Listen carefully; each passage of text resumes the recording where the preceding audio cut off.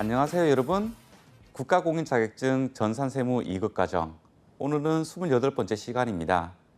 자, 우리 27회차까지 이론편을 공부를 했는데요. 오늘부터는 3회차 분량으로 해서요. 실무 능력편을 공부를 해보려고 합니다. 자, 오늘은 그 실무 능력편 첫 번째 시간으로서요. 자, 전표 입력하고 결산 자료 입력 공부를 해보도록 하겠습니다. 자, 우리 실무 능력 시험이 어떻게 되어 있는지 조금 살펴보도록 할게요. 자, 우리 전산 세무 2급 과정은요. 자, 이론이 이렇게 30점 배점으로 되어 있고요. 자, 실습이 70점 이렇게 배점이 되어 있거든요. 자, 그렇다면 중요도가 이렇게 실습이 70점이기 때문에 이론보다는 실습이 더 중요하지 않을까라고 생각을 할 수가 있는데요. 자, 여러분들 실습보다는 언제나 이론이 더 중요합니다. 아셨죠? 이론 공부가 충실히 되어야 자, 실무 시험에서 문제를 풀 수 있는 힘을 우리가 만들 수 있는 거거든요. 이론 공부를 우리가 좀 부족하게 한다면 그 실무 능력에서 우리가 해계 처리를 하지 못한다거나 또는 어떤 서식을 작성할 때 이해 폭이 낮아지거나 그럴 수가 있습니다. 따라서 여러분들께서 배점이 실습이 더 높다고 하더라도 이론 공부를 더욱더 충실하게 하셔야 됩니다. 자, 사실 실습은요, 우리가 이 회계 프로그램이라는 게 막 지나치게 어렵고 그렇진 않거든요. 몇 번 실습을 하다 보면 충분히 하실 수가 있습니다. 자, 다시 말씀을 드릴게요. 언제나 실습보다는 이론이 더 중요합니다. 자, 이론은 우리 총 4가지 파트를 해서 배웠죠. 자, 첫 번째는 재무회계를 배웠었고요. 두 번째는 원가회계를 공부했었고요. 세 번째는 부가가치세법, 네 번째는 소득세법. 이렇게 총 27회차에 통해 가지고 우리가 학습을 하였습니다. 자, 어떻게 문제가 나오냐면요. 통상적으로 재무회계가 한 5문제, 원가회계가 5문제. 그러니까 총 우리가 이론에서 15개 정도가 출제가 되는데요. 이미 재무회계하고 원가회계는 10문제를 배점이 구성되고 있습니다. 그 다음에 부가치세법이 3문제, 소득세법이 2문제 이렇게 구성이 되어 있는데요. 절대적인 게 아니라 그 회차 시험에 따라서 살짝 변경될 수는 있습니다. 실습은요, 총 5가지 파트로 우리가 그 실무 능력 시험을 치르게 되는데요. 첫 번째는요, 자, 일반 전표 입력. 자, 통상적으로 일반 전표는요, 부가가치세랑 관계없는 회계 처리를 하는 거라고 생각을 하시면 됩니다. 두 번째, 매입 매출 전표 입력. 이 매입 매출 전표 입력은 부가세하고 관련된 거구나 라고 생각을 해주시면 됩니다. 세 번째가 부가가치세 문제가 나오는데요. 부가가치세 신고서 작성하는 거, 그리고 부가가치세법에서 부속 서류를 작성하는 거 이렇게 구성이 되어 있고요. 그리고 우리가 결산과 관련된 문제가 있고요. 마지막으로 소득세, 그러니까 뭐 수당을 입력하고 그리고 그 원천 징수를 하고 연말 정산을 하고 자, 이러한 문제들로 구성이 되어 있습니다. 자, 하지만 이 이론이 바탕이 되지 않으면 이 실습 점수를 고득점 하기는 많이 힘듭니다. 아셨죠, 여러분들? 자, 배점 그리고 어떻게 문제가 구성이 되는지를 잘 좀 귀를 기울여서 들어봐 주시길 바랍니다. 자, 우리 실무 능력 시험 편에서는요. 자, 일단 화면이 어떻게 구성이 돼야 되는지 우리 살펴봐야 되겠다, 그죠? 자, 제가 시간 관계상 우리 K랩을 다운로드 받고 어떻게 사용하는 법에 대해서는요 충분하게 얘기를 못 해드리겠지만 우리가 주어진 과제 내에서 자, 어떻게 자료를 입력을 하고 해석을 하는 것까지는 제가 충분히 말씀드리도록 하겠습니다. 자, 화면을 보게 되면요, 자, 첫 번째가 우리 회계 관리 탭, 그죠? 제가 여기다가 표시를 해놨습니다, 그죠? 이 회계 관리 탭에는 이런 식으로 구성이 되어 있습니다. 굉장히 여러 가지 메뉴들이 있죠. 하지만 시험을 우리가 치룰 때는요, 몇 가지 메뉴들만 사용할 거기 때문에 너무 큰 부담감을 가지지 않으셔도 됩니다. 하지만 여러분들이 알아줘야 된다는 것은 회계관리 탭에서는 이런 전표 입력이라든가 기초정보관리라든가 또는 장부관리라든가 이런 메뉴들로 구성이 되어 있구나. 자, 이것을 알아주셔야 되는 거예요. 자, 두 번째는요. 자, 좌측 하단을 보게 되면요. 이름 문제 답안 작성이라는 메뉴가 있습니다. 이 버튼을 누르게 되면 지금처럼 빨간색 박스로 제가 표시를 해놨죠. 자, 이렇게 요 화면이 하나 더 창이 생성이 되는데요. 이론 문제가 총 15개로 되어 있잖아요. 자, 그래서 자, 1번 문제 만약에 풀었으면 자, 이런 식으로 체크를 하도록 해야 됩니다. 그리고 2번 문제, 3번 문제, 15번까지 체크를 한 다음에 닫기 버튼을 누르게 되면 자, 이론 문제가 모두 다 작성이 된 거고, 그죠? 그러면 이제 우리가 바로 실무 능력 시험으로 가도 된다는 거죠. 자, 두 번째. 부가가치세 우리가 실무 능력 시험을 치르기 위해서는요. 여기 두 번째 보이는 부가가치 탭을 눌러 보시게 되면 여러 가지 메뉴들이 보일 텐데요. 한정적으로 쓰입니다. 좌측에 부가가치세라고 쓰이는 큰 카테고리, 그리고 옆에 있는 부속 명세서 원, 요 두 가지가 주로 쓰이는 거고요. 나머지는 잘 사용되지 않습니다. 자, 그래도 불구하고 좀 많은 것 같잖아요. 그렇지 않아요. 실제로 실무능력 시험은요. 시험 문제에서 주어진 자료를 정확하게 입력을 하게 되면 문제를 충분히 풀 수가 있는 것들이거든요. 정말 세법을 엄격하게 적용을 해서 풀어야 되는 문제들이 그렇게 많이는 없어요. 그러니까 여러분들 절대로 실무능력 시험에 이렇게 뭐 긴장감을 가진다거나 또는 어려워할 이유는 전혀 없는 거예요. 자, 그리고 전산세무 2급은 전산회계 1급하고 다르게 소득세법이 시험에 들어가 있죠. 자, 원천징수 탭에 들어가게 되면요. 근로소득 관리부터 전자신고까지 있는데요. 제일 좌측에 있는 이 근로소득 관리 있죠. 자, 요 화면에 있는 메뉴들을 이용을 해가지고 우리 실무능력 시험을 치르게 될 것입니다. 자, 이렇게 우리 회계관리 탭, 부가가치 탭, 원천징수 탭이 있는데요. 그 구성 요소 편하게 이렇게 자주 보게 되면 익숙하게 여러분들이 운영하는데 아무런 문제가 없을 겁니다. 자, 우리 이제 일반 전표 입력과 관련된 우리 실무 시험을 우리 준비를 한번 해 보려고 하는데요. 자, 일반 전표 입력을 일반 전표 입력 시 유의사항이라고 자, 시험지 제일 상단에 기재가 되어 있습니다. 자, 요 내용대로 우리가 일반 전표 입력을 해줘야 되는 거예요. 자, 첫 번째. 자, 일반적인 조교의 입력은 생략한다. 자, 여기 조교라고 있는데요.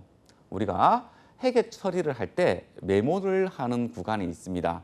자, 그런데 회계 프로그램은 실질적으로 그 메모를 입력하는 것보다는 그 사유에 해당하는 코드를 선택하는 것으로 되어 있습니다.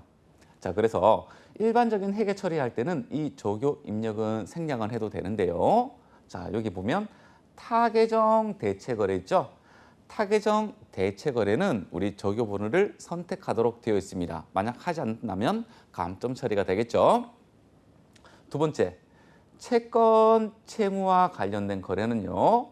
별도의 요구가 없는 한 반드시 자, 기등록되어 있는 이미 우리 거래처 코드가 이미 그 시험 그 문제지 안에 포함이 되어 있습니다. 그래서 이 거래처를 선택하는 방법으로 거래처명을 입력해야 됩니다. 그 말이 뭐냐면 채권과 채무와 관련된 회계 처리를 할 때 채권 계정, 채무 계정에 대해서는요. 거래처 코드를 걸어주라는 의미입니다. 여러분들 아셨죠?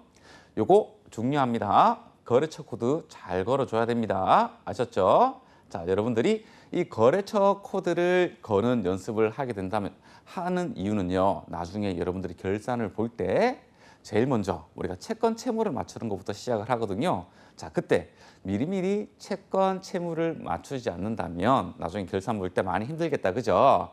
자, 하지만 우리 실무로 오게 되면 또 달라요.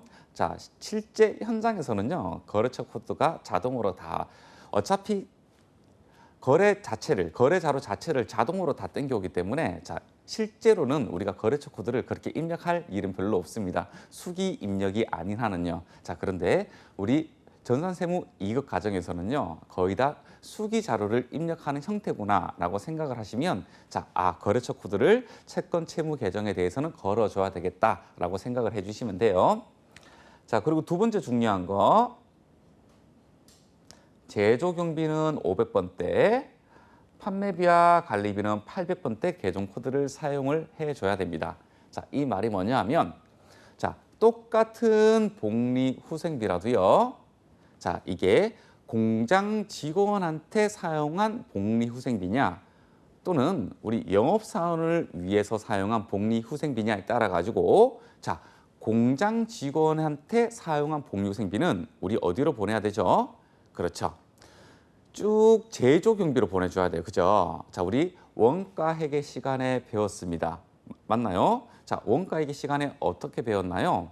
자, 우리 원재료, 노무비, 제조 간접비 이런 그 계정들이 있었잖아요. 자, 복리후생비. 자, 이게 직접비가 아니라면 간접비로 해서 제조 간접비로 놓은 다음에 이 제조 간접비가 제공품 차변에 집계가 되어 가지고 그렇게 된다면 단기 투입 원가가 되겠죠. 그런 다음에 이 제공품이 어떻게 되겠어요? 제품이 되고 제품이 팔리면 매출 원가로 가잖아요. 그죠? 자, 이런 식으로 공장 직원한테 사용한 복리후생비는 제품의 매출 원가로 비용 처리를 나중에 해야 됩니다. 따라서 우리 바로 비용 처리하는 판매비와 관리비하고 구분해서 코드를 사용해야 된다는 겁니다. 자, 똑같은 복리후생비인데 800번대를 공장 직원한테 사용한 복리후생비인데 우리가 800번대 코드를 사용하면 안 된다. 그죠? 500번대 복리후생비를 사용을 해야 됩니다. 아셨죠? 자, 요렇게 여기서는요. 자, 요거 타계정 대체거래 요거 조교번호 입력하는 거 하나, 그리고 채권 채무와 관련된 거래는 거래처 코드를 걸어줘야 된다 2개. 세 번째, 자, 제조 경비 판관비 코드 구분해라. 이렇게 3가지는 기억을 해주고 일반 전표 입력을 해야 됩니다. 아셨죠? 자, 이제 문제를 풀어볼게요. 자, 3월 13일 제조 공장의 직원을 위한 학정기여형 퇴직연금에 가입을 하고요. 1,800만 원을 보통 예금 계좌에서 퇴직연금 계좌로 이체하였다. 자, 여러분들 이 문장을 보면서 회계 처리를 하게 되면 어떤 식으로 할 수 있을까요? 자, 처음이기 때문에 제가 입력하는 것을 처음에는 조금 상세하게 이야기를 드리고 그 다음부터는 바로 입력 처리를 하도록 할게요. 자, 우리 제조 공장이라는 말에 동그라미 쳐놔야 돼요. 왜냐하면 어디로 가야 되냐? 자, 요렇게. 자, 여기 제자가 제조 경비로 보낸다는 말이에요. 아셨죠? 그 말은 500번대 코드를 사용을 하라는 말입니다. 자, 학정기여형 퇴직연금에 가입을 했대요. 자, 그러면 우리 배웠죠? 자, 우리 DC형 연금에 회사가 납부를 하게 되면 바로바로 비용 처리한다. 그죠? 그때 쓰는 계정이 퇴직급여다. 그죠? 자, 그래서 비용 발생 1,800만 원. 자, 이 퇴직급여를 어떤 수단으로 보냈나요? 예, 계좌 이체를 했대요.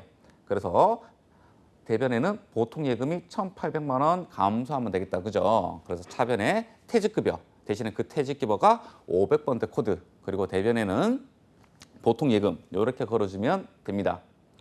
자, 회계관리 탭에서 자, 일반 전표 입력 메뉴로 들어갑니다. 자, 일반 전표 입력 메뉴를 누르게 되면 이러한 화면이 나올 거예요. 자, 그렇다면 제일 상단에 그 회계 처리를 해야 되는 일자를 먼저 적어줍니다. 자, 지금은 3월 13일이었어요. 그래서 제가 3월 13일을 입력을 하였고요. 그러면 아랫줄 제가 작은 박스로 이렇게 쳐놓은 아랫줄로 내려오게 되는데요. 자, 이 아랫줄에 보면 우리가 차변과 대변을 구분을 해야 되는데요. 제일 하단에 보시게 되면 자, 우리 코드를 입력할 수 있도록 항상 아래쪽에 이렇게 코드 번호가 부여가 됩니다. 자, 1번이 출금, 2번이 입금, 3번이 차변, 4번이 대변, 5번이 결산 차변, 6번이 결산 대변입니다. 자, 5번과 6번은 우리 결산 분계를 할 때 쓰는 번호고요. 우리가 일반적인 기준 분계를 한다면 이 3번, 4번, 그러니까 차변과 대변만 사용을 하면 되는 겁니다. 자, 지금 우리 차변을 구성을 해야 되죠. 자, 그러면 9번이라는 란에 3번을 누르게 되면 차변이 이렇게 됩니다. 자, 그리고 우리가 바로 옆에 칸에 있는 계정 과목을 우리가 설정을 해줘야 되는데요. 자, F2 버튼 여기 보면 기능키 F2 도움말 돼 있죠. 항상 우리가 어떤 것을 입력하고 싶은데 잘 모르겠다. 그럼 여러분들 F2 버튼을 눌러보세요. 그러면 이런 식으로 도움창이 나옵니다. 아셨죠? 자, 이런 식으로 도움창이 나올 때 지금 우리 퇴직급여라는 계정을 찾고 싶어요. 그죠? 그러면 자, 제가 퇴직급까지만 쳤거든요. 그러면 자동 완성하는 형식으로 요 메뉴가 나옵니다. 아셨죠?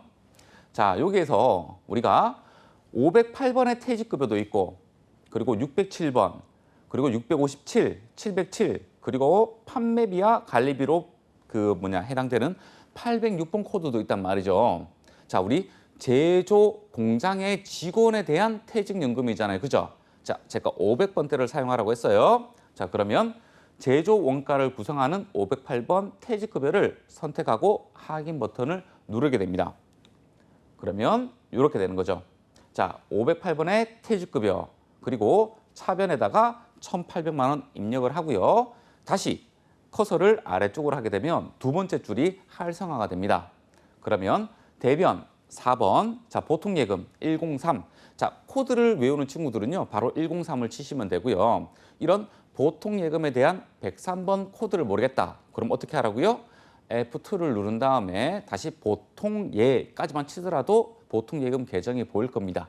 그렇게 치고 나면 대변은 자동으로 완성이 될 겁니다.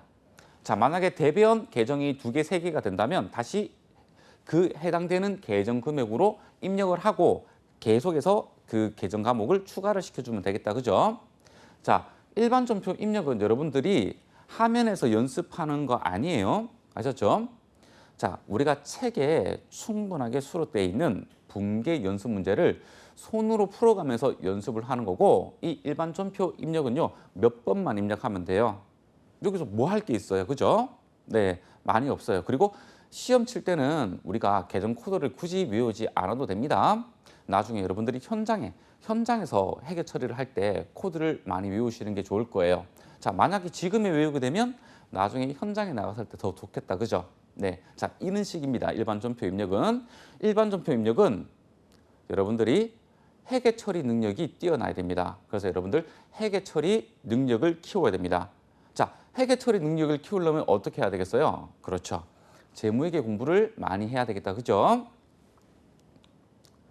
자, 2번 문제 한번 풀어보도록 할게요. 자, 3월 7일 영업팀에 고객 응대 친절 교육을 위해서 항공사에서 근무하는 스튜어디스를 초빙해서 교육을 진행했대요. 자, 총 강의로 40만 원에서 원천세 35,200원을 차감한 금액을 보통 예금으로 지급을 했대요.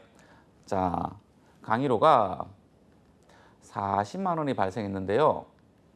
자, 어떻게 했다고요? 자, 우리 원천세가 35,200원이고 40만 원에서 35,200원을 차감한 금액을 지급을 하면 되겠다. 그죠? 그러면 40만 원이 진짜 비용이고 35,200원은 잠시 내가 가지고 있다가 원천세를 납부를 해야 되고, 그리고 이 차인 지급액을 우리 강사님을 지급받게 됩니다. 자, 이런 구조로 되어 있다. 그죠? 자, 회계 처리는 교육훈련비라는 계정을 쓰는 거예요. 그리고 영업팀이죠. 그죠? 그러니까 어떻게 되죠? 그렇죠. 판매비와 관리비 계정의 교육훈련비 코드를 사용하면 됩니다. 자, 실제 교육훈련비는 40만 원이고요. 강사님한테는 36만 4,800원을 지급하면 되고, 강사님이 부담해야 되는 우리 소득세, 회사가 징수를 해놓은 상태에서 다음 달 10일까지 우리 원천세 신고 납부를 하면 되겠다. 그죠? 어렵지 않다. 그죠? 네, 회계 처리만 잘하면 됩니다. 자, 어떻게 입력을 하느냐? 네, 똑같죠? 네. 자, 차변 먼저 설정을 해줬습니다. 교육훈련비. 자, 차변 우리 완성을 시켰어요. 교육훈련비. 자, 그리고 대변. 대변에는 코드가 2개 나와야 된다. 그죠? 자, 254번에 예수금, 그리고 103번에 보통예금. 자, 이런 식으로 분계가 완성이 된다는 것입니다. 그렇게 어렵지 않습니다. 자, 이번에 3번 문제 한번 풀어볼게요. 자, 7월 10일 당사는 주식회사 미라컴에 제품을 판매하여 계상되었던 외상 매출금 300만 원. 자, 여기서 포인트가 자, 부가가치세가 불포함된 금액이다. 그죠? 이게 해수불능 채권으로 확정이 돼 버렸대요. 그래서 대손 처리를 하려고 합니다. 그런데 일반 준표 인정 문제이기 때문에 당연히 이런 단서 규정이 붙여져 있어야 됩니다. 부가가치세는 고려하지 않는데요. 그리고 대손 충당금을 조회를 한 후에 분계를 하래요. 자, 대손 충당금을 조회를 하래요. 자, 우리 전산세무 이익 가정부터는요. 자, 이런 식으로 너가 자료를 조회할 수 있는 능력도 갖추고 있니? 라는 문제도 있어요. 그러니까 이 3번 문제는요. 회계 처리는 당연히 할 줄 알아야 되고 그 회계 처리를 하는 데 있어 가지고 이 존표랑 일반 존표랑 그리고 재무제표랑 어떻게 데이터가 연동되는지 알고 있니? 라는 문제죠. 어렵지 않다. 그죠? 회계 처리는 이렇게 됩니다. 자, 차변에 대손 충당금이 들어갈 거고요. 그 초과금 대손 충당금이 250만 원만 조회가 될 겁니다. 제가 화면을 보여드릴게요. 그 초과 금액은 여러분들 안다. 그죠? 대손 삼각비로 비용 처리를 해주면 됩니다. 그런 다음에 대손된 채권 300만 원을 제거해 주면 되겠죠. 자, 여러분들 여기서 하나 중요한 거 잘 놓치는 거요. 채권과 채무와 관련된 계정 코드는요. 거래처 코드를 반드시 걸어줘야 됩니다. 어떻게요? 자, 이 외상 매출금은 어느 회사로부터 받아야 되나요? 그렇죠. 주식회사 미라컴으로부터 받아야 하는 채권이잖아요. 그죠? 그래서 이 채권을 제거할 때 그냥 108번 외상 매출금만 그냥 제거를 해주는 게 아니라 주식회사 미라컴에 대한 외상 매출금을 제거를 해줘야 됩니다. 왜냐하면 최초에 매출을 인식을 할 때 어떻게 분개했을까요? 차변에 외상 매출금, 대변에 제품 매출 이런 식으로 분개를 했을 거잖아요. 그때 이 차변에 처음에 인식할 때 외상 매출금을 인식할 때 그때 주식회사 미라컴이라는 거래처 코드를 반영을 했을 거예요. 그러니까 돈이 회수되거나 지금처럼 대손이 발생할 때도 당연히 주식회사 미라컴에 관련된 외상 매출금을 제거를 해야 된다. 그죠? 자, 분계는 이렇게 하면 됩니다. 자, 이게 재무상태표인데요. 제가 회계 처리 일자가 7월 12일이다. 그죠? 그러니까 가장 가까운 달의 말일은 6월입니다. 그죠? 그래서 제가 6월 달로 재무상태표를 조회를 했습니다. 재무상태표를 조회하다 보니까 자, 외상 매출금이 한 7억 6천 얼마가 있고 총 외상 매출금에 대한 대손 충당금이 250만 원 잡혀져 있네요. 자, 그렇게 되면 요 끝에 있는 숫자가 뭐냐면 외상 매출금에서 대손 충당금을 차감한 후에 외상 매출금. 그러니까 외상 매출금 총액은 7억 6,345만 7,910원이라는 의미고 대손 충당금은 250만 원이고 그럼 외상 매출금의 장부 금액은 7억 6,095만 7,910원이라는 의미입니다. 항상 순액으로 장부가액을 보고하도록 되어 있죠. 그죠? 네. 자, 우리는 대손 충당금이 250만 원 있다는 것을 알았습니다. 그래서 회계 처리를 할 때 대손 충당금 250만 원. 그러니까 우리는 300만 원짜리 채권을 제거하려고 하는데 대손 충당금이 250만 원밖에 없잖아요. 그러니까 250만 원만 제거를 해주고요. 이 250만 원이 넘어가는 금액에 대한 외상 매출금은 대손 삼각비로 잡아주면 된다. 그죠? 그리고 대변을 설정한 다음에 외상 매출금 그리고 거래처에 주식회사 미라컴이라고 잡아 있는 거 보이죠? 자, 이렇게 회계 처리를 하게 되면 되는 겁니다. 자, 두 가지였습니다. 포인트가 대손 충당금 조회하는 거. 두 번째, 채권에 대해서 거래처 코드를 걸어주는 것. 두 가지 포인트가 있었습니다. 3번 문제는요. 자, 4번 문제 한번 보도록 할게요. 자, 10월 11일 회사가 발행 중인 사채. 자, 액면가가 5천만 원인 사채가 있었네요. 자, 사채 중. 그러니까 이 중자가 들어간다는 말은 이 5천만 원치가 있었다. 그죠? 5천만 원치가 사채가. 그 중에서 액면가 3천만 원을 3천만 85만 원에 보통 예금 계좌에서 조기 예상을 했네요. 조기 예상을 했어요. 자, 당사에 사채 할인 할증 발행 차금은 없었다. 이렇게 돼 있네요. 자, 그러면 우리가 사채, 그러니까 할인 발행, 할증 발행을 할 때 우리 뭐 사할차, 사할증차, 자, 이런 식으로 우리 공부한 거 있잖아요. 자, 그것을 제거하지 않아도 된다라는 의미다. 그죠? 왜냐하면 잔액 자체가 없기 때문에. 그러면 액면 그대로 회계 처리를 하면 되는데요. 자, 우선 재무상태표에서 이 사채가 먼저 상환이 돼야 되겠다. 그죠? 자, 이 상환되었단 말이 이제 사채를 제거해도 된다는 말입니다. 그죠? 그래서 재무상태표에서 제거해 줍니다. 자, 그런데 돈이 얼마 나갔나요? 3천만 원짜리를 3,085만 원에 상환했다. 그죠? 보통 예금으로 지급했네요. 대차 차익이 발생한다. 그죠? 자, 그럼 상환과 관련된 손익을 인식해야 되는데 지금은 사채 상환 손실이 이렇게 발생했다. 그죠? 85만 원.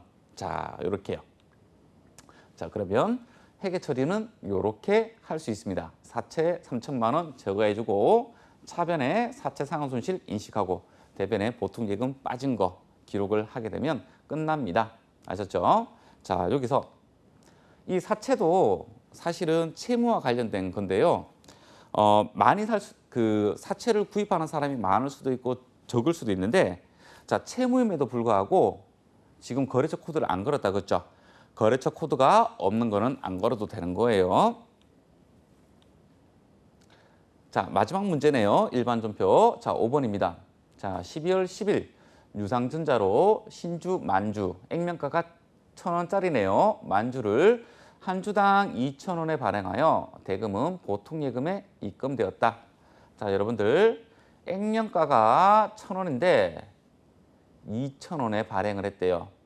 그러니까 우리 액면가의 2배로 발행을 한 거예요. 그죠? 그럼 여러분들 이 문장을 보면서 생각을 해야 됩니다. 아하, 주식 발행 초과금이 나오겠구나. 아셨죠? 왜냐하면 1,000원만큼은 자본금, 액면가 금액이니까, 그리고 1,000원을 초과하는 금액은 주식 발행 초과금이라는 계정을 사용해야 된다. 그죠? 자본 잉여금. 주식 발행과 관련하여서 자, 우리 김 법무사님 수수료가 30만 원이 발생했는데요. 요거 아직까지 지급하지는 않았네요. 자, 그리고 주식 할인 발행 차금 50만 원이 있대요. 다행이네요. 우리가 조회하지 않고 바로 그냥 금액을 제시를 해줬어요. 그죠? 조회할 필요는 없겠네요. 그리고 하나의 전표로 입력을 할 것을 요구를 하였습니다. 자, 요거 회계 처리하게 되면 이렇습니다. 자, 우리 보통 예금에 얼마가 입금이 되었을까요? 자, 2천만 원이 입금이 되었겠다. 그죠? 왜냐하면 자, 신주 만주, 그죠? 만주 곱하기 2,000원에 발행을 했으니까 2천만 원이 들어왔겠다. 그죠? 그리고 자본금은 얼마 증가했을까요? 그렇죠. 만주 곱하기 이렇게 1,000원 하면 되겠다. 그죠? 자, 미지급금도 있었네요. 30만 원. 그죠? 요거 우리 김 법무사님 스스로 줘야 됩니다. 그리고 우리가 주식 발행 초과금이 발생하게 되면 주식 할인 발행 차금과 상계를 하도록 되어 있습니다. 그리고 우리가 주식을 발행할 때 발생하는 수수료는 어떻게 하라고요? 그렇죠. 주식 발행 초과금에서 그 주식 발행 초과금과 상계를 하거나 또는 주식 할인 발행 차금을 증가시켜 주면 된다. 그죠? 자, 그래서 주식 발행 초과금이 920만 원인데 원래는 1,000만 원이 증가해야 됩니다. 그죠? 주식 발행 초과금은 1,000만 원 증가해야 돼요. 왜냐하면 2천만 원의 유상증자였기 때문에. 자, 그런데 첫 번째 이유. 자, 주식을 발행할 때 수수료가 발생되었습니다. 요거 주식 발행 초과금에서 상계해 줘야 된다. 그죠? 자, 그래서 이 1,000만 원에서 30만 원을 제거하고요. 그리고 주식 할인 발행 차금 50만 원이 있었는데 이것까지도 제외를 해줘야 됩니다. 자, 이게 80만 원에 해당되죠. 그래서 원래 주발초는 1,000만 원인데 80만 원을 차감하고 920만 원만 잡아주면 된다는 겁니다. 자, 제가 지금 하나의 전표로 입력을 하라고 해가지고 지금 하나의 전표로 입력을 한 거다. 그죠? 맞죠? 자, 이것을 우리 회계 처리하게 되면 이렇게 됩니다. 자, 차변에 2천만 원, 그리고 자본금, 미지급금, 주식 할인 발행차금, 주식 발행 초과금, 대변. 자, 그리고 하나의 전표는요. 자, 지금 그 1, 번호, 구분 이렇게 돼 있잖아요. 좌측에. 자, 번호가 00001이다. 그죠? 그렇죠. 전표가 하나라는 거예요. 1이 하나라는 게 아니라 전표 번호가 지금 하나만 부여가 돼 있잖아요. 그게 전표가 하나로 입력되었다는 뜻입니다. 아셨죠? 자, 두 번째, 매입 매출 전표 입력입니다. 자, 매입 매출 전표는요. 자, 우리 K랩 본 메뉴에서 자, 회계 관리 탭에 매입 매출 전표 입력을 누르게 됩니다. 자, 그러면 자, 이러한 그 서식이 열리는데요. 자, 우리 여기 파란색 줄이 나와 있는 거 있죠. 자, 여기다가 입력을 할 거예요. 자, 세 번째 칸에 보면 유형이라고 있는데요. 그 유형은 아래쪽을 확인을 해 주셔야 됩니다. 자, 유형은 매출 유형이 있고요. 매입 유형 두 가지로 구분이 됩니다. 자, 그래서 지금 우리 거래가 매출 거래인지 매입 거래인지 먼저 구분을 해주고요. 자, 매출 유형에 속한다. 그러면 이 매출 유형 중에서 자, 어떤 증명서류를 받았느냐 또는 매출을 어떻게 발생시켰느냐에 따라 가지고 번호가 11번부터 24번까지 있습니다. 자, 그 코드를 입력을 해 주는 겁니다. 매입도 마찬가지고요. 자, 이런 식으로 매입 매출 전표를 입력을 하는데요. 자, 이것도 유의사항이 있습니다. 이 문제를 풀 때는요. 자, 나머지는 우리 일반 전표랑 동일합니다. 자, 그런데 제일 밑에 요 내용이 좀 달라요. 자, 어떤 거냐면 자, 입력하면 하단의 분계까지 처리를 해야 된대요. 아, 그렇구나. 우리가 이 파란색 줄만 입력을 하면 안 되고 요 밑에 보면 하단에 분계 처리하는 화면이 더 있거든요. 요 입력하는 줄과 하단에 분계 처리를 하는 화면이 있어요. 자, 그 분계 처리를 해야 된다는 거고요. 그리고 전자세금 계산서나 또는 전자계산서는요. 전자 입력으로 반영한다라고 돼 있는 거죠. 자, 여기 보면 분계 좌측 날에 보면 전자라고 돼 있죠. 자, 이 전자 유형을 자, 전자 입력으로 우리가 변경을 해 줘야 된다는 말입니다. 근데 뭐 아무것도 아닙니다. 네, 제가 보여드릴게요. 자, 1번 문제입니다. 자, 여러분들이 이런 전자세금 계산서가 나오고 하게 되면 굉장히 어려워하는 친구들이 많은데요. 그렇지 않습니다. 너무너무 쉽습니다. 오히려 이렇게 전자세금 계산서가 나오게 되면 입력하기가 훨씬 더 좋은 거예요. 자, 우리 매입 거래를 했네요. 자, 매입 거래인데 50%는 보통 예금으로 지급하고 잔액은 다음 달에 지급하기로 했네요. 자, 우리 하단에 보니까 자, 현금으로 2,750만 원, 그리고 외상 미수금이 2,750만 원 이렇게 나와 있네요. 그죠? 공급가액이 5천만 원, 세액은 500만 원. 자, 요 자료를 가지고 우리 한번 입력을 해 보도록 할게요. 자, 문제를 분석할게요. 자, 유형은 우리 전자세금 계산서를 받고 매입 거래예요. 그럼 51번 가세를 선택해 주면 되고요. 전자세금 계산서이기 때문에 이 전자 유형은 여로 체크를 하고요. 자, 분계는 혼합이든 외상이든 여러분들 분계하기 편한 대로 하시면 돼요.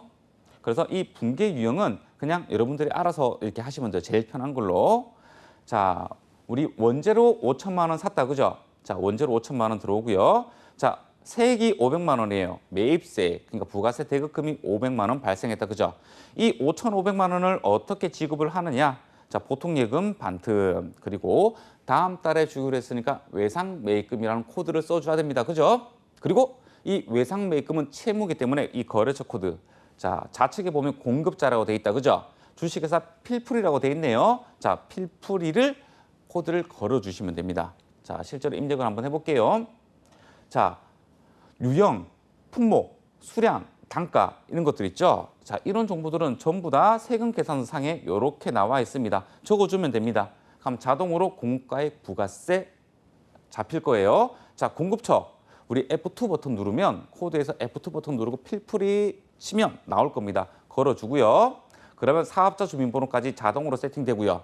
그리고 전자를 요 밑에 보면 유형을 선택하는 게 있는데요. 그때 1번을 눌러주시게 되면 전자가 열로 될 겁니다. 그러면 아, 이거 전자자료를 받았구나. 전자자료라는 게 전자세금계산서 또는 전자계산서를 의미를 하는 겁니다. 그리고 분계 저는 3번 눌러서 혼합을 했습니다. 자, 이제 분계 처리는 그렇게 어렵지 않아요. 그죠? 자, 여기서 이 분계 처리를 할 때 계정 과목이 잘 들어갔는지 그리고 이 거래처가 잘 걸려 있는지 자동으로 거래처가 걸릴 거예요. 매입 매출 전표는요. 자, 그러면 신용카드 말고는 손 안 대도 돼요. 다 이 매입 거래처가 다 걸려 있을 거니까요. 자, 그리고 금액 확인 한번 해보시고요. 넘어가면 됩니다. 아셨죠? 어렵지 않아요. 어렵지 않아요. 자, 두 번째. 자, 기계 장치가 하자가 있어가지고요. 지금 반품을 하려고 하네요. 자, 이미 우리가 매입을 했을 때는요. 어떻게 됐을까요? 자, 세금 계산서를 이미 받았다, 그죠? 자, 그런데 반품을 하려고 해요. 그 거래가 없었던 걸로 하고 싶어 하는 거죠. 자, 그럴 때는 우리가 실무상에서 쓰는 분계를 하나 말씀을 드릴게요. 자, 지금 최초의 세금 계산서에서 우리가 반품을 하고 나니까 다시 수정세금 계산서를 발급을 받았대요. 그러니까 최초 세금 계산서 금액이 있고 지금 수정 세금 계산서 자료가 지금 2개가 들어왔어요. 그죠? 자, 이럴 때 자, 유형 51번 가세예요. 매입에 세금 계산서를 받았기 때문에 51번이다. 그죠? 그리고 전자세금 계산서 전자는 여로 처리했어요. 그런 다음에 자, 우리 최초의 수정 전자세금 계산서가 들어오기 전에 정상적인 세금 계산서가 들어왔을 때 우리 어떻게 회계 처리했을까요? 기기장치 2,000, 부가세대급금 200, 그리고 대변에 미지급금 2,200 이렇게 최초의 분계가 들어갔을 거거든요. 자, 그런데 수정세금 계산서를 발급을 하게 되면 최초의 거래를 없애버려야 되잖아요. 자, 그래서 마이너스 처리를 해줍니다. 아셨죠? 그래서 기기장치를 마이너스 2,000. 그럼 장부상에서도 기기장치가 이제는 0이 돼 있겠다. 그죠? 부가세 대금도 마이너스, 미지급금도 마이너스. 아셨죠? 자, 이 마이너스가요. 실질적으로는 이렇게 됩니다. 분계가 이렇게 바뀌는 거랑 똑같습니다. 아셨죠? 그래서 이 미지급금이 차변에 있는 거랑 마찬가지인 거죠. 아셨죠? 그래서 조금 수정세금 계산서 가지고 마이너스 분계가 나오게 된다면 아, 그렇구나. 원래 있던 방향에서 마이너스 치니까 0으로 되는구나. 자, 이것을 말씀드리고자 제가 이 문제를 하나 가지고 왔어요. 자, 회계처리 마이너스로 입력을 해주면 됩니다. 자, 공급가액이든 부가세든 마이너스로 입력을 해주면 돼요. 그리고 전자 여 체크하는 거 잊으시면 안 되고요. 자, 그리고 하단에 분계를 완성을 하는 데 있어가지고 다 마이너스 금액을 입력을 해주면 됩니다. 그렇게 어렵지 않습니다. 자, 3번입니다. 자, 8월 2일 날에 자, 부가가치세가 면제되는 제품. 자, 이게 우리 면세 제품을 샀다, 그죠? 자, 면제되는 제품을 200만 원에 판매를 하고요. 자, 그러면 우리 매출이다, 그죠? 매출. 전자세금 계산서를 발급했대요. 자, 판매 대금은 10월 16일 날에 보통 예금으로 입금될 예정이다, 그죠? 아직 돈 못 받았습니다, 그죠? 그러면 외상매출금 들어와야 되겠네요. 자, 8월 2일 날에 이러한 회계 사건이 발생을 했습니다. 그러면 8월 2일 날에 회계 처리를 해야 되는 거죠. 이렇게 하면 됩니다. 자, 유형은 자, 13번 면세 아셨죠? 이걸로 선택을 하고요. 전자 계산서를 발급을 했다, 그죠? 그래서 전자를 요로 체크를 하고요. 자, 차변 외상매출금 누구에 대한 외상매출금요? 주식회사 한국 코드를 요렇게 걸어주고요. 그리고 대변은 제품 매출 잡아주면 됩니다. 자, 면세되는 제품이기 때문에 부가세 문제는 아니다, 그죠? 자, 이 매입 매출 점표에서요. 자, 이런 식으로 유형을 면세로 선택을 하고요. 자, 품목. 자, 우리 지금처럼 세금 계산서를 세금 계산서 그 양식이 없게 되면 이거 어떻게 품목을 잡나요?라고 하잖아요. 그때 이런 거 보세요. 자, 무엇을 팔았나요? 제품 팔았대요. 자, 그러면 그냥 제품이라고 써주면 됩니다. 아셨죠? 자, 그런데 세금 계산서는 이 품목, 수량, 단가가 웬만하면 다 정확하게 나와 있거든요. 그러면 그 정보를 입력을 해주면 되는 겁니다. 아셨죠? 자, 전자도 여처리했고요. 그리고 차변의 외상 매출금, 대변의 제품 매출 잘 걸려 있고요. 자, 거래처 코드 잘 걸려 있고요. 그리고 차변 대변 금액 200만 원씩 잘 들어가 있네요. 자, 이렇게 되면 분계 문제 끝. 아셨죠? 자, 4번입니다. 자, 9월 9일입니다. 자, 9월 9일이고요. 수출업체인 주식회사 영스타의 자, 구매 확인서에 의하여 제품 100개를 판매했대요. 자, 개당 15만 원이네요. 영세율 전자세금 계산서를 발급했대요. 자, 우리 지금 매출이 발생했다, 그죠? 자, 근데 우리 영세율이 적용되는 거래고요. 전자세금 계산서를 발급을 했네요. 그리고 대금은 다음 달 10일까지 지급받기로 했기 때문에 자, 외상 거래에 해당한다, 그죠? 이것을 회계 처리하게 되면 이렇게 됩니다. 자, 일단 유형은요. 자, 12번 여기 12번 영세로 선택을 해주면 되고요. 그리고 세금 전자세금 계산서이기 때문에 전자여 체크를 하면 됩니다. 자, 차변 외상 매출금 그죠? 다음 달 10일까지 받기로 했으니까요. 자, 그리고 거래처 코드 잘 걸어줘야 됩니다. 여기 영스타한테 매출을 한 거다, 그죠? 그리고 100개 곱하기 15만 원 하게 되면 1,500만 원이 된다. 대변은 매출이다. 1,500. 자, 이것을 어떻게 입력을 하느냐? 이렇게 입력을 하게 됩니다. 자, 위에 유형 영세로 잡고요. 자, 품목 제품이라고 하면 되겠다, 그죠? 다른 제품 말고는 다른 단어가 없네요. 제품 적어주고요. 자, 공급가액 1,500만 원 넣어주고요. 또는 여기에 수량 100개, 개당 15만 원을 수량 단가에 입력을 해도 됩니다. 아셨죠? 네. 그리고 전자 여체크하고요. 자, 대신에 영세율은 한 가지 구분 코드를 넣어줘야 됩니다. 자, 우리 정보를 입력하는 난 바로 밑에 보면 영세율 구분이라는 거 있죠. 자, 여기 말머리 풍선이 끝에 달려 있는데요. 누르게 되면 이러한 창이 뜨게 됩니다.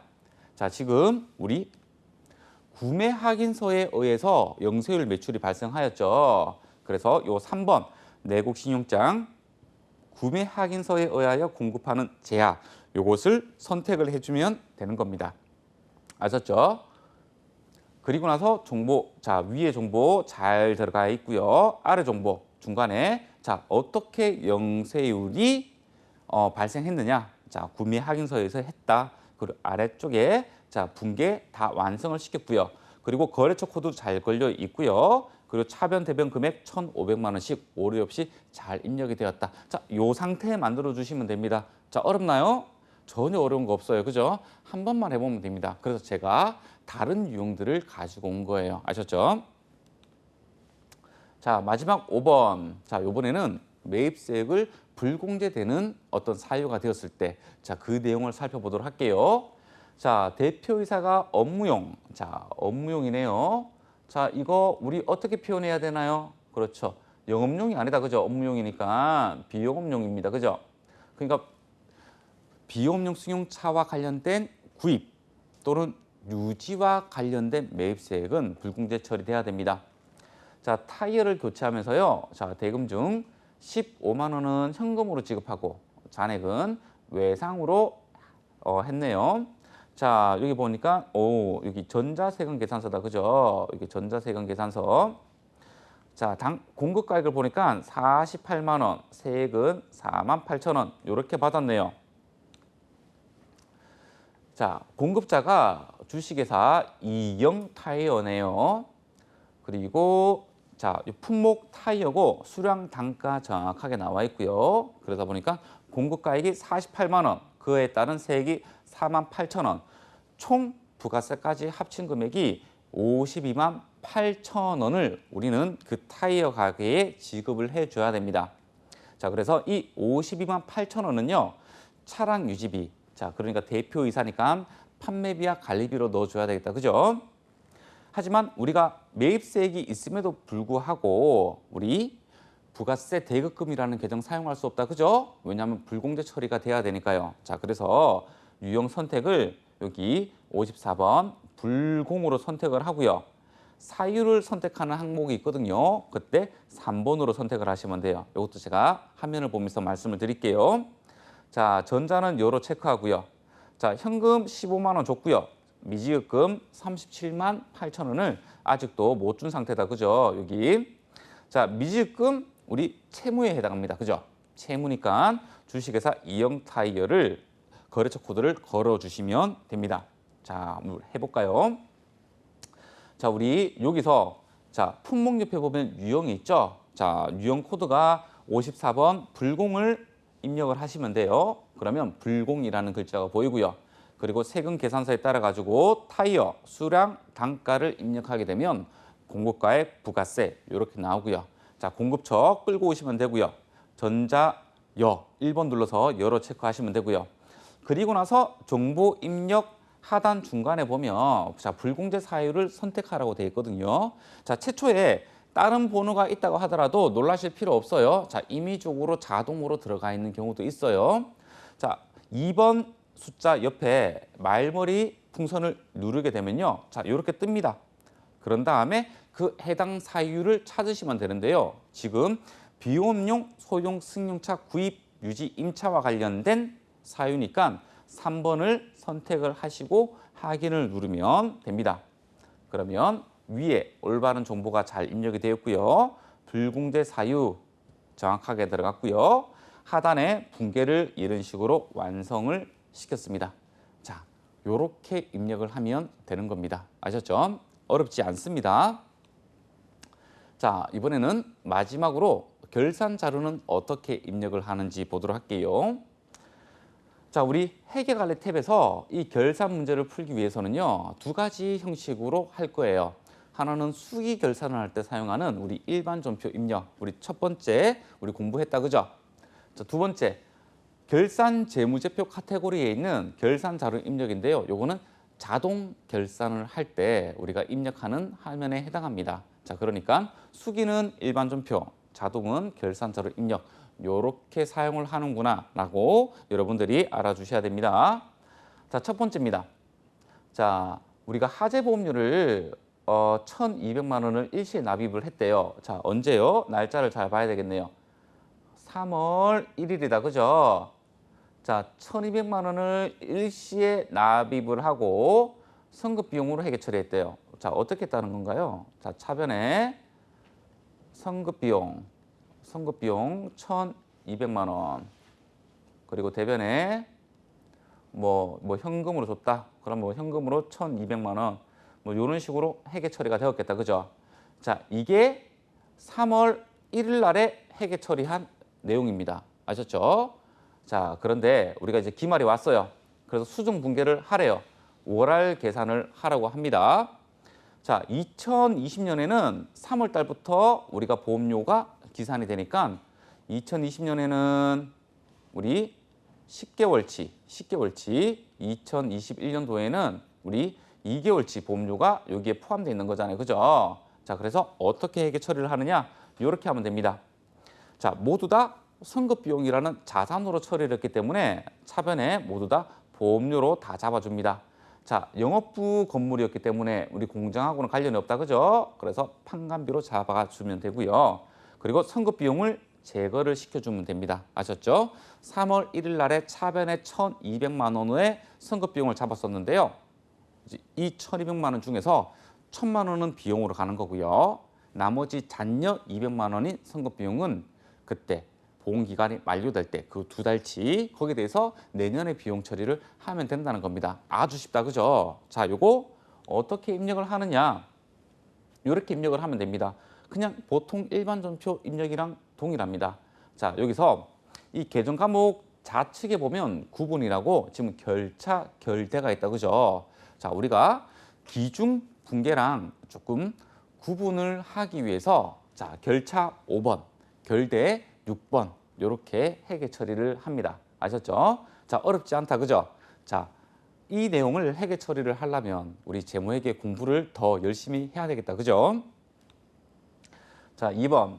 당기말 현재 보유하고 있는 당기 매매 증권 내역은 다음과 같다라고 돼 있네요. 밑도 끝도 없이 이게 뭘까요? 자, 결산 자료 입력이기 때문에 내역은 다음과 같으니까 너가 알아서 이 당기 매매 증권과 관련된 기말 수정 분계를 하라 이 말 같네요. 그죠? 자, 지금 전기 말에는 10만 5천 원이었어요. 그런데 이게 단기 말 되니까 11만 5천 원으로 증가했네요. 자, 그럼 우리 증가했으니까 우리 평가 이익을 잡아야 되겠다. 그죠? 자, 평가 이익 잡아볼까요? 자, 1000주가 있었는데요. 주당 10,000원이 올랐네요. 그죠? 그럼 1000주에다가 10,000원을 곱해주고 나면 우리 1,000만 원이 되겠다. 그죠? 그래서 단기 매매증권 평가이익을 대변에다가 인식을 하고 차변에는 단기 매매증권을 올려주면 우리 기말 수정 분계 끝난다. 그죠? 이 수정 분계한 내용 이렇게 적어주면 됩니다. 그렇게 어렵지 않다. 그죠? 여러분들이 이 단기 매매증권 평가 손익을 계산할 수 있는지 그리고 이 단기 매매증권 평가 손익을 회계 처리를 할 수 있는지 그것을 묻는 문제였어요. 사실 일반 전표에 넣는 거는 너무너무 쉬우니까요. 그죠? 여러분들이 실수만 안 하면 된다. 오타를. 네. 3번입니다. 자, 기말 현재 외화 장기 차입금 ABC 은행. 자, 이 ABC 은행으로부터 차입금이 있습니다. 그런데 이게 외화 차입금이네요. 그게 6,500만 원이 자, 기말 현재에 이렇게 12월 30일 날에 계상되어 있대요. 근데 실제 외화 장기 차입금은요. 외화로 받았으니까 5만 불이었네요. 근데 이게 원화로 환가하다 보니까 6,500만 원이 되었고 그게 지금 기말 현재 수정 분계 전에 이 금액이 잡혀 있다는 겁니다. 자, 그러면 우리 6,500만 원을 나누기 5만 달러를 하게 되면 이때 환율은 1,300원이 되겠네요. 그죠? 원달러당 1,300원에 대한 환율로 우리가 6,500만 원을 잡았을 겁니다. 근데 지금 결산일 현재 환율이 1,200원이네요. 오, 너무 좋다. 그죠? 자, 우리 환율이 1,300원에서 1,200원이 되었네요. 1달러당 100원이 감소가 되었어요. 자, 우리가 환율이 떨어지게 되면 어떤 일이 발생하나요? 우리가 받아야 되는 자산은 줄어들고 우리가 갚아야 되는 부채도 줄어든다. 그죠? 부채가 줄어들었어요. 아, 이득을 받네요.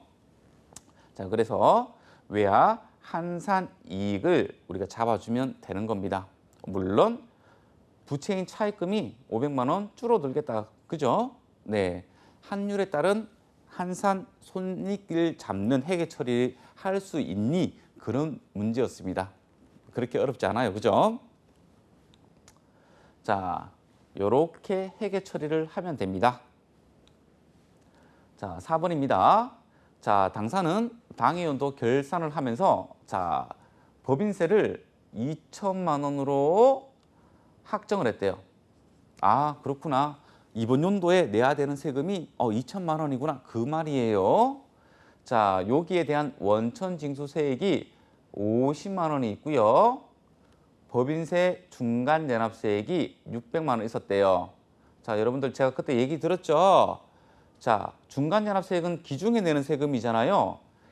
2천만 원 중에 600만 원을 미리 납부를 한 거예요. 그리고 원천징수세액, 자, 이자 수익이 이 법인세 2천만 원에 매출이 아니고 영업의 수익으로 들어가서 이 법인세가 계산되었을 거잖아요. 그와 관련된 세금 이 50만 원도 우리가 미리 납부를 했잖아요. 그럼 2천만 원 중에서 50만 원, 600만 원은 미리 납부한 금액이나 마찬가지다. 그죠? 그러면 회계 처리는 이렇게 합니다. 자, 법인세 등에 2천만 원 잡아주고요. 그리고 선납세금이 650만 원. 자, 원천세 법인세 중간연합세액이 선납세금이다. 그죠? 그럼 나머지 차액이 내년 3월 31일까지 신고하고 납부해야 되는 세액입니다. 자, 요거는 여기에서 입력을 합니다. 자, 결산자료 입력해 보면 여기 결산 반영 금액이라고 되어 있잖아요. 이 결산 반영 금액 쭉 내려가다 보면 자, 우리 법인세가 2천만 원으로 확정이 되어 있고요. 그리고 선납세금, 우리 원천세랑 중간연합세액 650만 원 있고요. 그리고 추가 계상액이 내년에 납부해야 되는 법인세를 의미를 하는 겁니다. 자, 그래서 이 결산 반영 금액에서 650만 원, 1,350만 원 그 자리에 입력을 하고 그리고 좌측 상단에 있는 전표 추가 버튼을 누르게 되면 끝납니다. 그러면 우리 일반 전표에서 이렇게 자동으로 회계 처리된 내용들을 볼 수가 있습니다. 자, 오늘 학습 내용의 마지막 문제예요. 자, 감가상각비와 관련된 회계 처리를 하래요. 자, 이거 외에는 감가상각 없대요. 자, 취득일자가 9월 1일이에요. 자, 이 문제는 그냥 풀게 되면 바로 틀려버려요. 자, 취득원가가 3천만 원이에요. 정률법이고 상각률이 0.451입니다. 자, 회계 처리해 볼게요. 감가상각비. 자, 지금 제조부의 감가상각이다 보니까 자, 우리 제조경비 500번대의 감가상각비를 써주고요. 그리고 누계액 이렇게 잡아주면 되겠다. 그죠? 자, 이 451만 원은요. 이렇게 계산이 되는 거예요. 자, 3천만 원 곱하기 0.451 곱하기 월할 상각을 해야 되겠다. 그죠? 그러면 451만 원이 나올 겁니다. 아셨죠? 그래서 여러분들이 이 월할 상각을 놓쳐가지고 이 문제 많이 틀리실 거예요. 자, 입력하는 거 너무 쉽습니다. 결산자료 입력에 들어가서 자, 이 결산 반영 금액을 찾아 들어가야 되는데 저기 보면 제품 매출 원가의 기계장치에 해당하는 감가상각비를 입력을 하는 구조로 들어가 줘야 된다는 겁니다. 아셨죠? 자, 오늘은 우리 전표 입력이랑 그리고 결산자료 입력에 대해서 공부를 하였는데요. 그렇게 어렵지 않아요. 그렇게 어렵지 않고요. 여러분들이 이론 공부만 탄탄히 돼 있다면 지금까지 우리 학습한 실무 능력표는 만점을 받을 수가 있습니다. 아셨죠, 여러분? 어려워하지 말고 이론 공부를 충분히 하셔야 됩니다. 자, 오늘 실무 능력 그 1회 마치도록 하겠습니다. 수고 많으셨습니다.